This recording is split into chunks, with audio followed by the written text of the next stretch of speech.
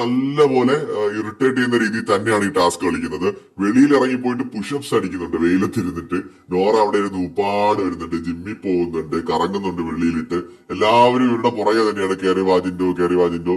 സത്യത്തിൽ നോറ അവിടെ ഇട്ട് വട്ടം ചുറ്റിച്ചുകൊണ്ട് ഇതിനൊരു കണ്ടന്റ് ആക്കി അവിടെ ഉപയോഗിക്കുന്ന ജിൻഡോയാണ്. ജിൻഡോയ്ക്ക് അറിയാം ഇത് എന്താണ് കണ്ടന്റ്, ജെന്യുവിൻ കണ്ടന്റ് എങ്ങനെ ഉണ്ടാക്കാം, എങ്ങനെ ഓഡിയൻസിലേക്ക് അത് എത്തിക്കാമെന്ന് ജിൻഡോയ്ക്ക് അറിയാം. എന്നാൽ അവിടെയുള്ള പലർക്കും ഇത് അറിയില്ല എന്നുള്ളതാണ് സത്യം.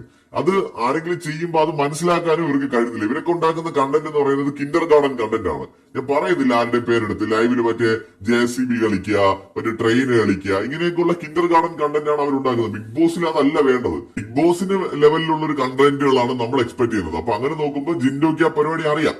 കിട്ടിയാൽ പുള്ളി ആ അവസരം ഉപയോഗിക്കുക. അതുകൊണ്ടായിരിക്കും ബിഗ് ബോസ് ജിൻഡോ നോറയെ തന്നെ പിടിച്ച് കെട്ടിയത്. അടി നടക്കും എന്നുള്ളത് ബിഗ് ബോസിന് ഉറപ്പായിരുന്നു. അതെന്തായാലും നടക്കുന്നുണ്ട് ലൈവില്. കൂടുതൽ അപ്ഡേറ്റുകളുമായി വീണ്ടും കാണാം.